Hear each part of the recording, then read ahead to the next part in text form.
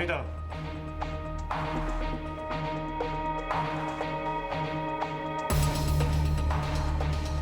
请问你药剂部在哪里？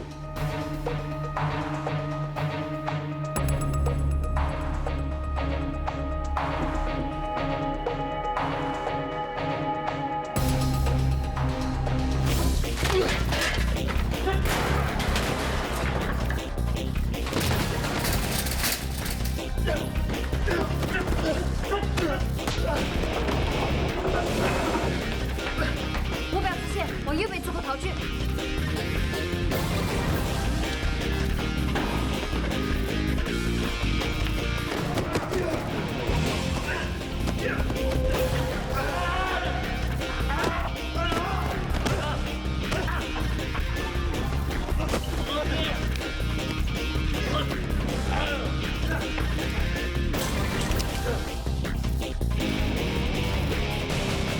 疑犯当时激烈反抗，我是出于自卫才出拳打他的。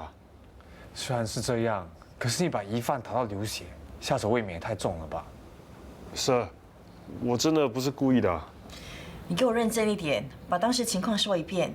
我真的是被逼出手的。如果不是他张开嘴巴要咬我，也不会被我打到这么惨。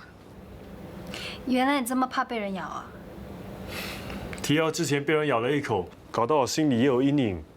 看到他一张开嘴，我就想到那可怕的病毒，一时紧张，出手就重了一点喽。好了，总之遇到有暴力倾向的疑犯，一定要提高警惕，顾及自己本身的安全。Yes, sir. Sir, sir. 是的。Alice、桂祥、小杨，你们今天成功抓拿疑犯，阻止他伤害其他人。Well done. Thank you, sir. 国华，恭喜你已经证实没感染到病毒。 Thank you, sir. 这段时间真是辛苦你了，但能坚持下来，表示你有良好的心理防卫，而且一旦证实没事，就马上回来报道，这是很值得表扬的。Sir， 提奥多么怕当不了警察，一知道没事，当然是马上回来报道喽。之前我还提心吊胆，担心会接到坏消息，现在总算可以放心了。对啊，Sir，你不在这段期间啊，我们整组人士气都怪怪的。现在你回来，一切都好了。真的很感激你们对我的支持和关心，让我有勇气可以度过这个难关。好了，待会儿下班后我们一起去吃饭，庆祝国防归队。我要告警察打人，告你们对市民使用暴力。请你安静。我不会罢休的，我一定会告到底。你嚷什么？给我静下来！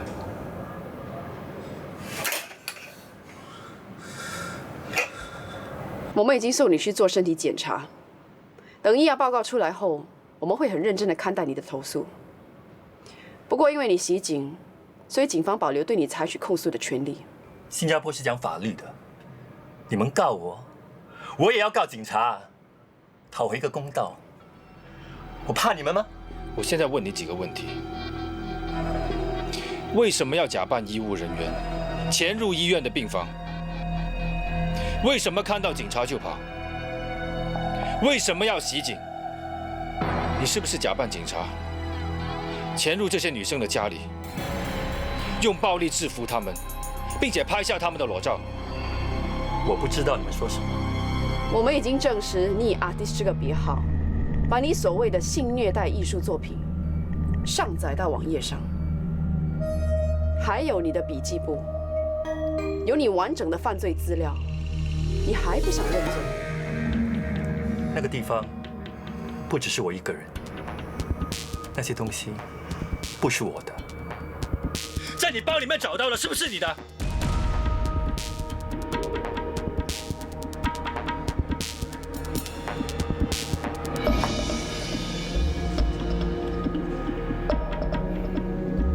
陈业忠先生，我调查过你的个人资料。你在7岁的时候，父母就离婚了。之后，你跟着你母亲一起住。你母亲是一位吸毒者，并且涉嫌卖淫活动。你从小就受到你母亲的毒打，有好几次，社青体部的社工上门要把你带走，是因为要制止你母亲继续的虐待你。在这样的环境里面长大，造成你有暴力倾向。在2年前，你殴打过一名妓女，因为她当时嘲笑你有不举的问题。他被打是活该的。你是不是因为那个事件，所以就陆陆续续的对其他女性动用暴力，并把她们受虐待的照片上载到网络上？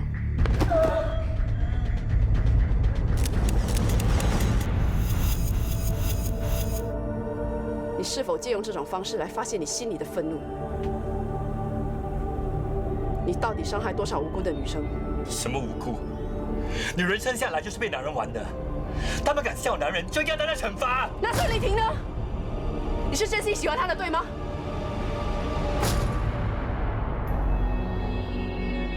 我们问过电视台的职员，这时你不止一次在许多人面前表示，暗恋电视台当红女演员范慧中。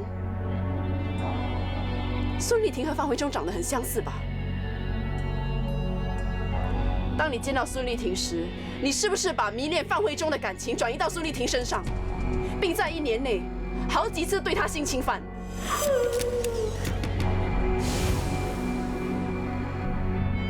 你的所作所为，终于导致孙丽婷无法忍受，吞药自杀。你还是人吗？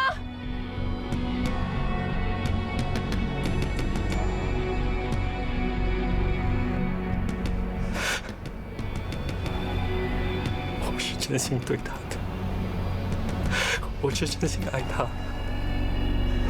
为什么他会自杀？连你唯一真心付出的女生，都视你为魔鬼。为了逃脱你，她宁愿选择自杀。在这个世界上，已经没有人愿意接受你，根本就没有人愿意接近我，所有的人都嫌弃我。是不是因为这样，所以你才会利用暴力来宣泄你不满的情绪，欺负那些手无寸铁的柔弱女性？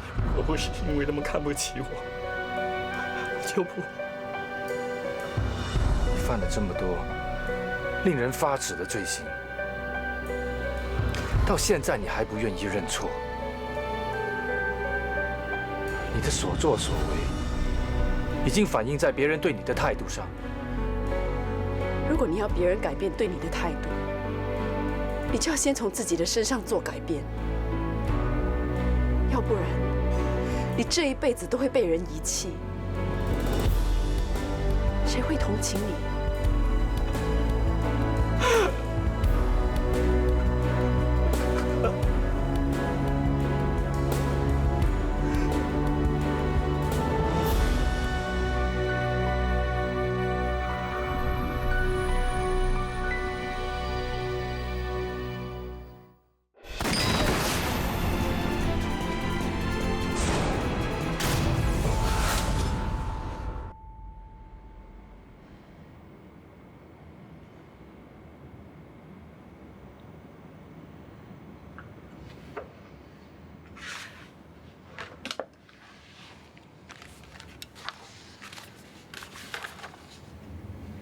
还有什么需要补充的吗？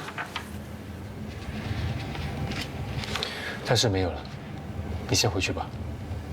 哦。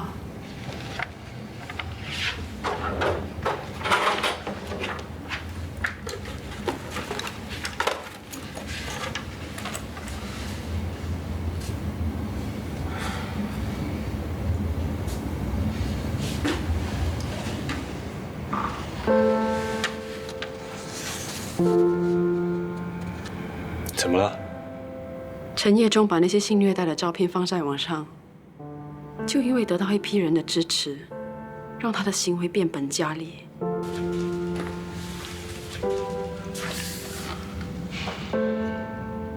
很多人在网上交友，以为对方是良师益友，却受到不良的影响。如果陈业忠不是被网友推波助澜的话，也不至于这么疯狂。陈业忠生长在一个破碎的家庭，造成他扭曲的人格，这他没有的选择，所以虽然我很气他，但是我也觉得他蛮可怜的。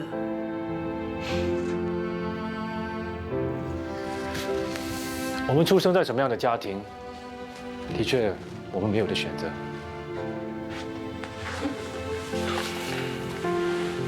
不过我相信，人生之后要走上哪一条路，绝对是有选择的余地的。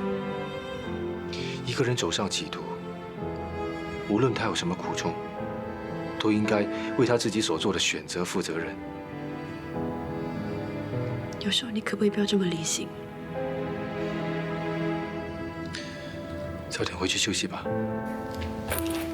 Ma'am， 你还没走啊？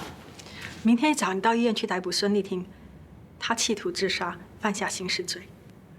Ma'am， 孙丽婷在这1年内一直被陈业忠蹂躏，她的遭遇这么可怜，自杀也是情有可原的。她已经触犯了企图自杀的罪行，我们的职责就是将她逮捕，之后再咨询 AGC 才决定怎么处置她的案件。Ma'am， 孙丽婷现在情绪很不稳定，如果在这个时候去逮捕她，她一定受不了打击。我担心她又会……我理解你想帮助她的心情，我们可以在职责范围之内给予她帮助，但是你应该以公正的态度来处理这件事。你明天必须亲自将她带回警局，听明白了没有 ？Yes, ma'am。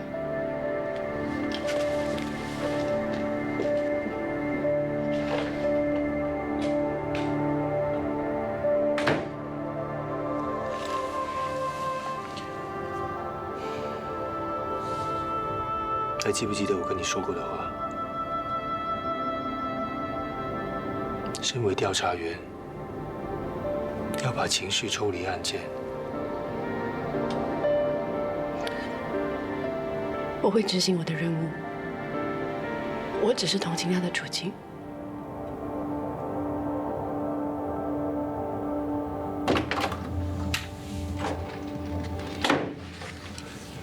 Ma'am，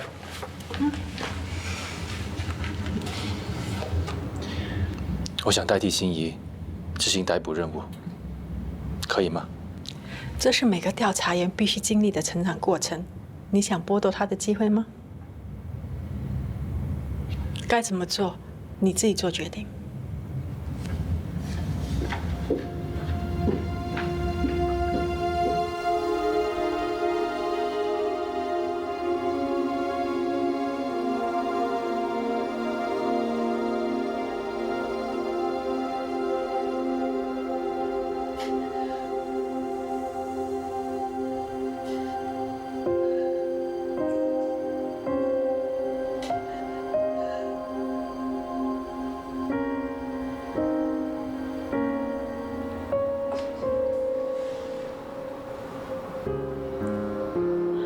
孙丽婷小姐，你吞食了大量的安眠药，意图自杀，已经触犯了刑事法典第309条。我们现在必须正式逮捕你。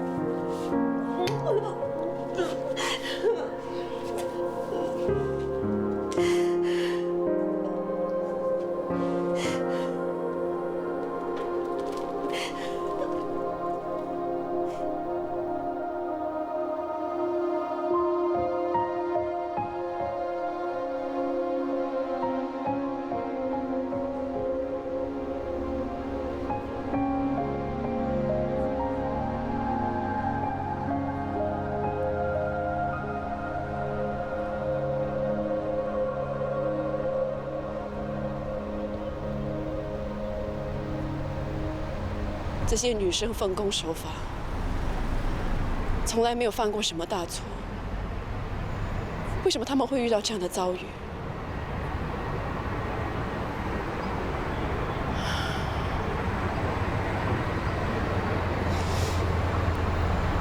孙丽婷根本就是无辜的，我却亲手逮捕她，这是什么道理？为什么会这样呢？我相信这个世界上有公理存在，犯法的人一定会受到制裁，奉公守法的人一定会获得正义的伸张。这是法律的精神所在，我们都坚信这一点，所以才能够继续做下去，不是吗？就算法律制裁了那些罪犯又怎么样？这些女生所受到的伤害，是一辈子都抹不掉的。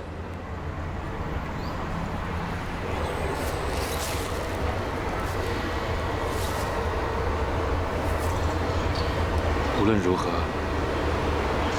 都要保持积极的心态。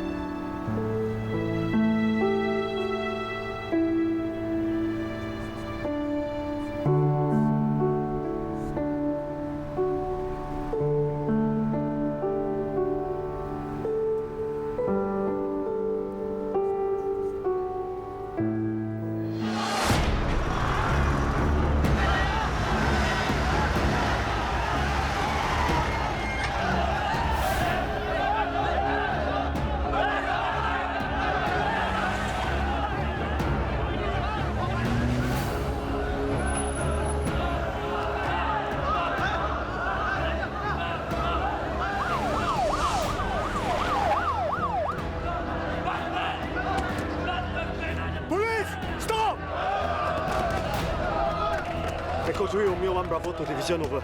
And over. There are about 30 subjects fighting. Location Mandalay Road. Require immediate backup. Over. Police! Stop fighting! Break up now! Stop! Stop fighting!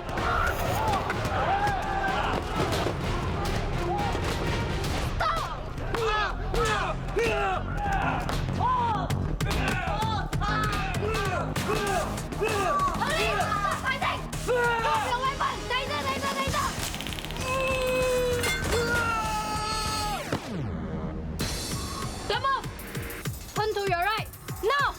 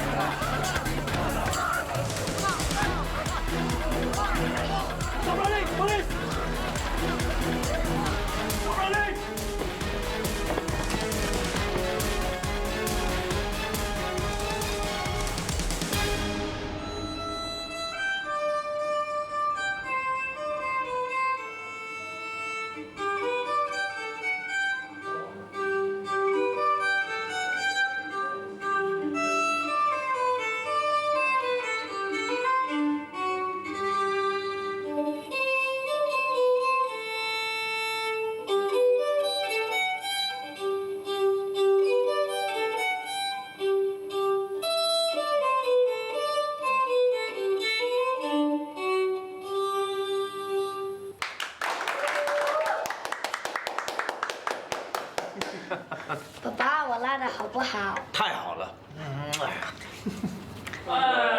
遇见我的儿子了！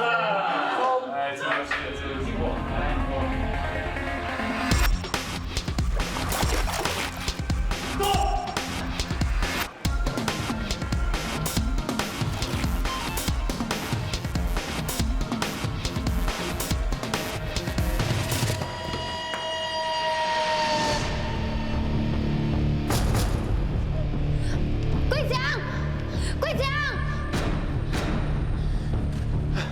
小杨，什么事？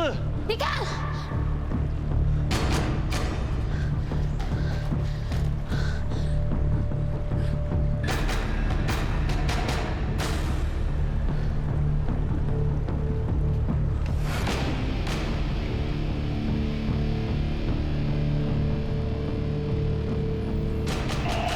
Got to Romeo 1, Bravo to division over.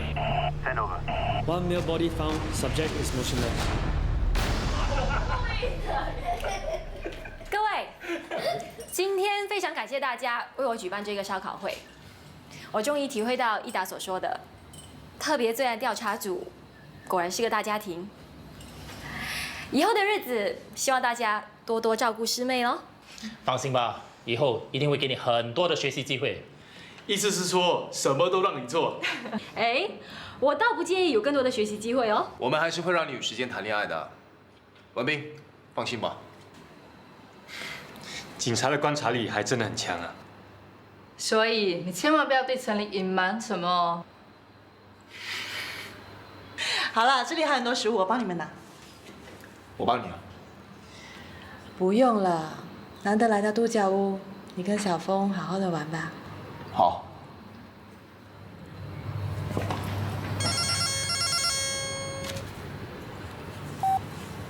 喂，钟义达。是。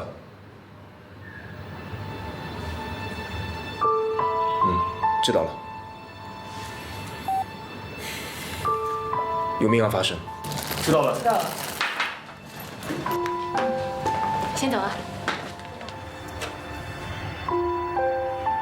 抱歉，你跟小峰先回去吧。没关系，我们待会儿再联络。爸爸。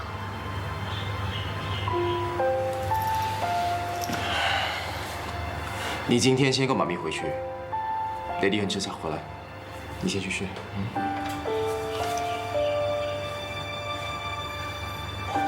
来，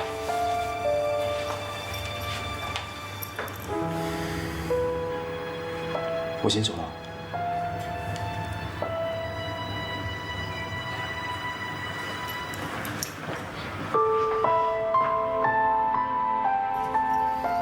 陈琳。帮我跟你爸爸妈妈说声对不起，明天的约会可能要取消了。喂，如果能够的话，再打电话给我，我马上去订餐厅。我想应该很难，还是下次再约吧。OK 了。那我先走了。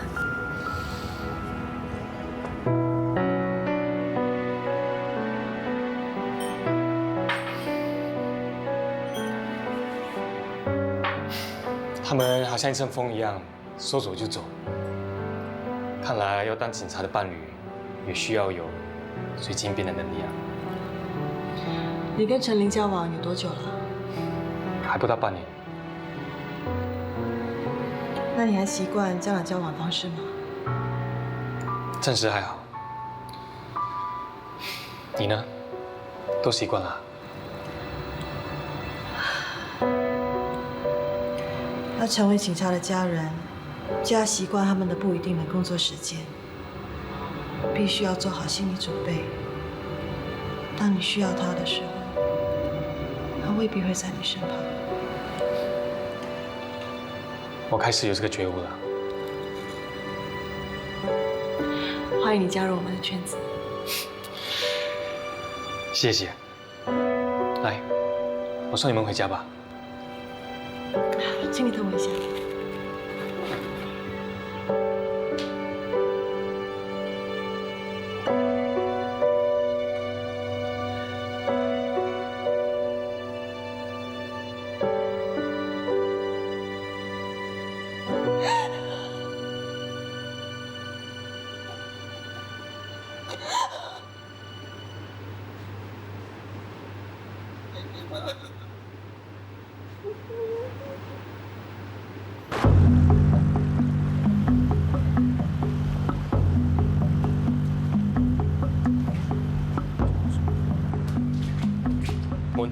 对，死者总共中了7刀，中刀的部位都有划过的血痕。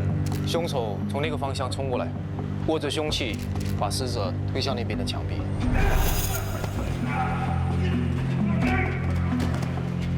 死者被刺后试图逃走，可是凶手再度攻击他，死者顽强抵抗，在墙上留下了血迹。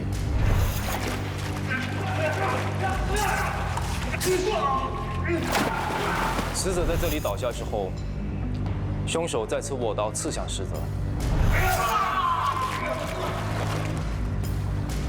死者爬了一小段距离，最后脱力停下，在这里死去。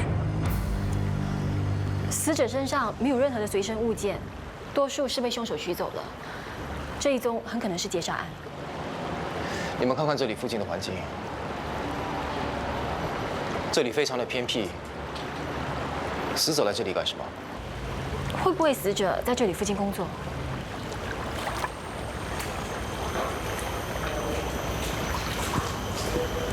罗德忠，什么情况啊？从表面上看来，死者身上有多处刀伤，需要你进一步见证。伊达，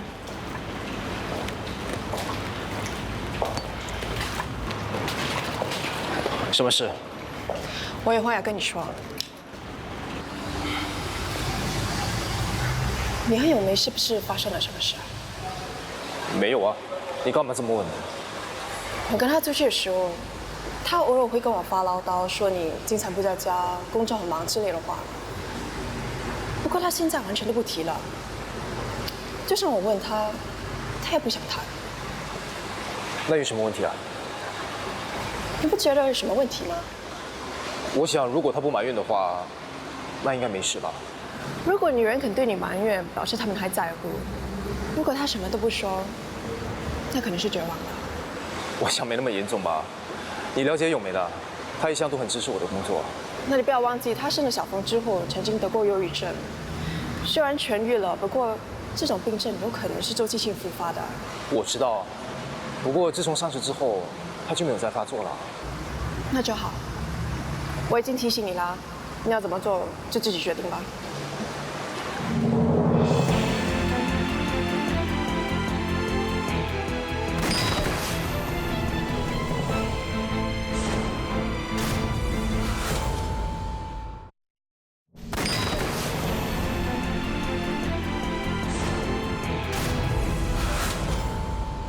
死者洪天胜是一名建筑师，他在1年前和太太林新慧离婚，他们有一名7岁的小女儿，名叫洪安琪，目前和林新慧同住。死者在生前和林新慧进行争夺女儿抚养权的官司，至今仍未下盘。在命案现场附近发生的打斗事件是怎么回事？起因是两班工人产生不和，双方一直有很多摩擦。导火线是一名叫吴光的工人被诬赖偷钱，所以双方人马就打了起来。案发之前，死者前往工地处理一些工作的事情。根据在场的工人说，他离开的时间大约是5点钟左右。我们查过他的通话记录，他曾经接过一通公共电话的来电，时间大约是5点08分左右。死者的车就停在工地外附近。照理说，如果他要离开的话，他不会走向命案现场的一个方向。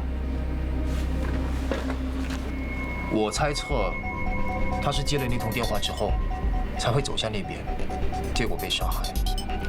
这通电话是关键，查一查死者的遗嘱，看他给林新慧什么东西，随时向我报告。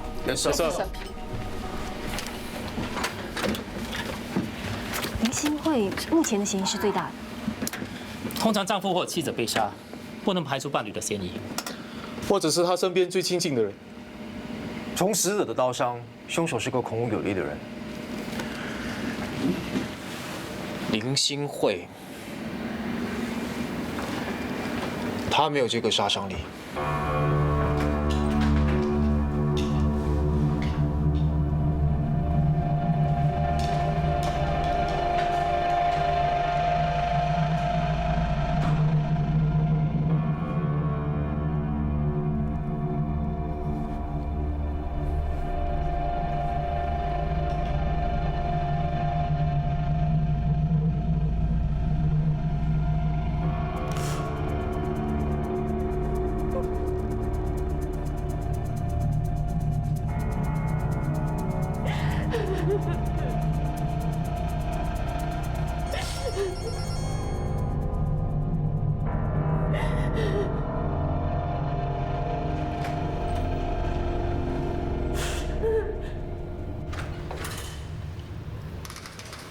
喂，咏梅，什么事啊？老公，小峰发高烧，已经接近40度了。怎么会这样的？他昨晚不是好好的吗？小孩子就是这样，要发烧就发烧啊。好，那你先带他去看医生。以前发高烧，帮他敷湿毛巾就好一些了，可是这次他竟然连走也走不动，所以我才打电话给你。你回来一下好吗？我暂时走不开。不如这样吧，我叫梦去帮忙，我待会儿再去看你们。有没？不用麻烦梦了，我带小梦去看医生。有没？喂。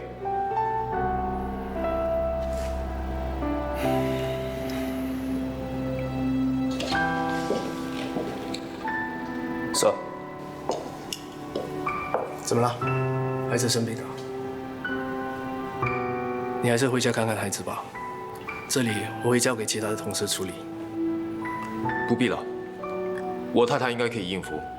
况且我会叫梦帮忙，帮我去看看他们。Thank you, sir.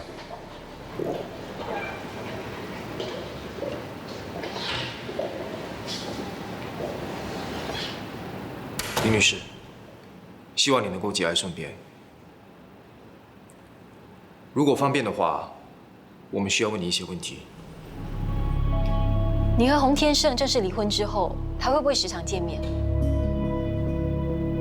？1个星期1次，他都会来看我们的女儿安琪，通常会带她出去玩，偶尔也会带安琪去他家过夜，礼拜天晚上才把女儿送回来。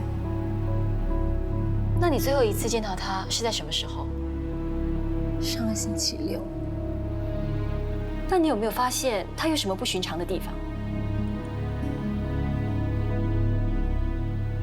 之后呢？之后你们有通电话吗？我们很少通电话，也更没有谈起对方的事情。就算有的话，也是关于女儿的事。昨天傍晚5点到晚上8点之间，你在哪里？你做些什么？我带安琪去疗养院看我父亲。我父亲有老人痴呆症。好，我们没有其他的问题了，谢谢你。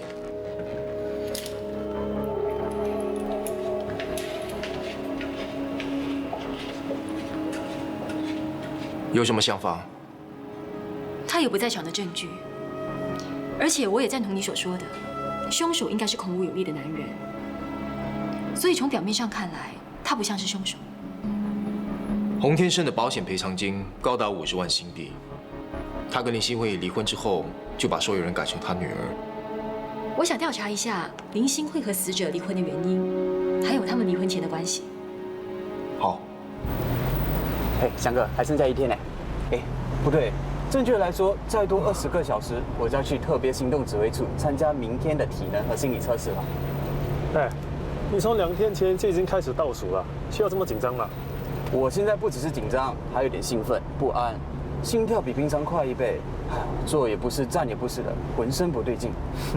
这样下去啊，你还没到 SOC 的门口就被送进急救中心了。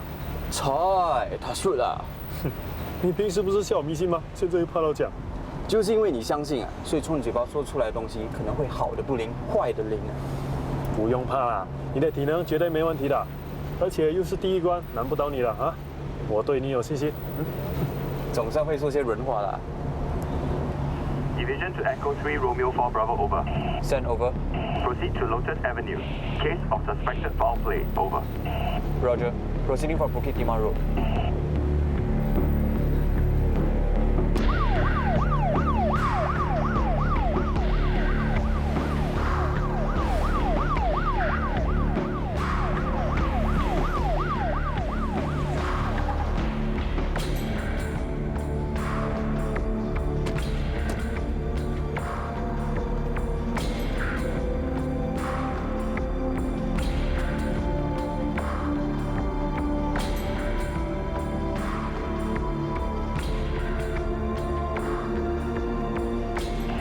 Echo 3 Romeo 4 Bravo to Division over.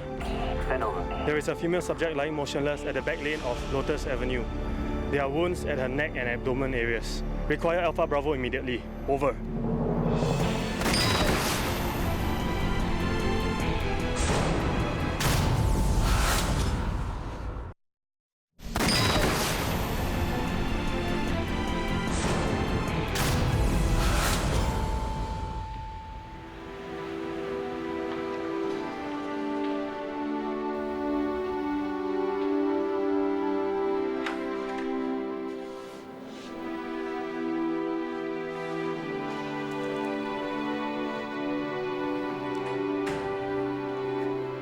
小峰，小峰，爹地。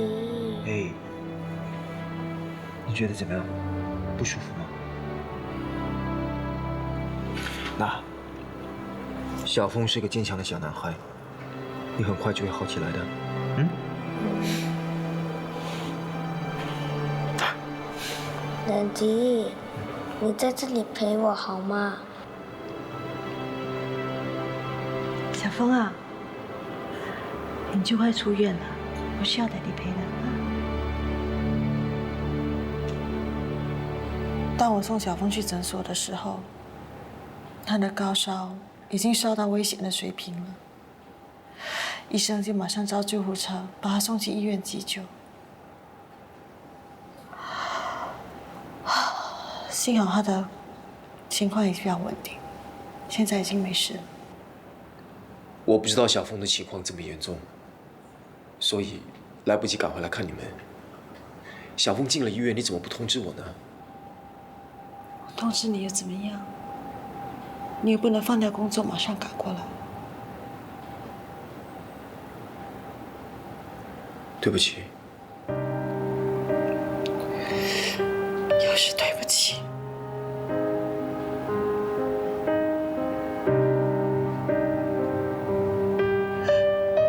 这句话我已经听了无数次了。怎么了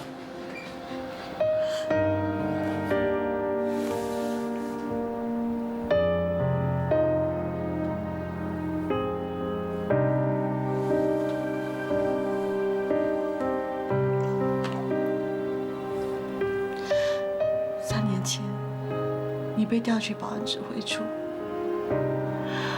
我以为我们的生活总算可以正常一点了，我没想到你竟然会要求调回去特别罪案调查组。你一直都在追求工作的满足感，可是你有想到我的感受吗？我一直告诉我自己，我可以容忍你的工作。是今天，我终于可以很诚实的面对自己的感觉。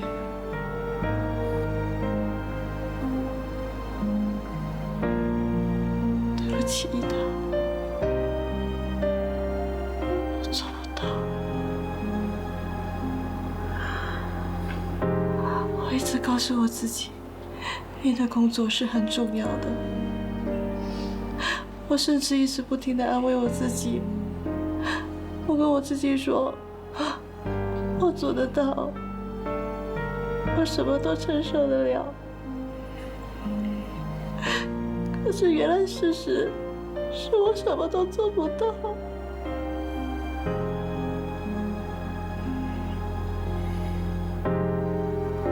对不起，我的忍耐已经到了极限了。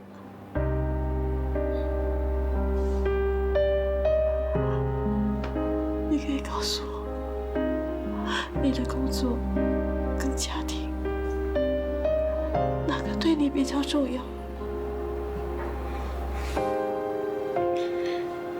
我求你，不要叫我在家庭和工作之间做个抉择，好吗？求求你告诉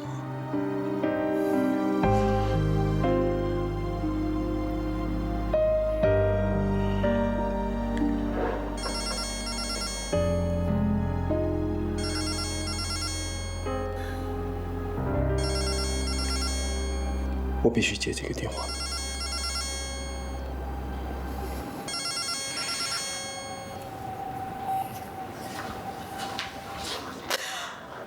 喂，注意到。好，把地址 SMS 给我，我在命案现场跟你们会合。好，知道了，就这样。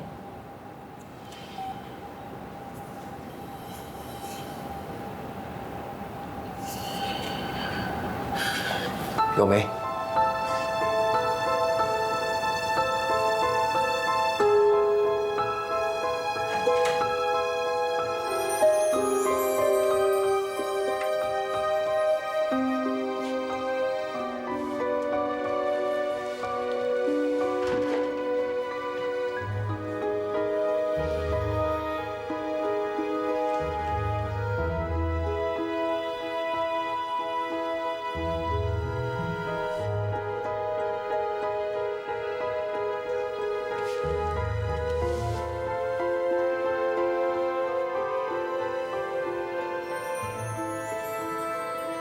等我回来。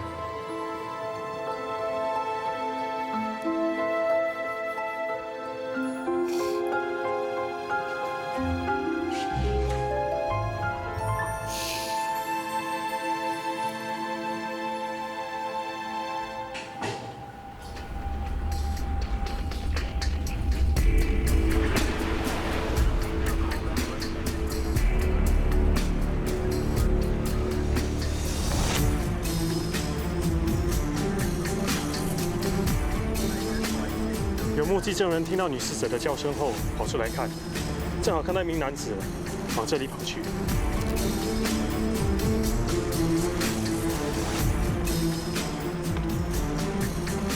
就是往这个方向。疑犯当时穿着深色上衣、灰色短裤，手里拿着一样用报纸包裹的东西，匆忙地逃走。根据证人的描述，疑犯的身高大约有1.7公分，身材壮硕。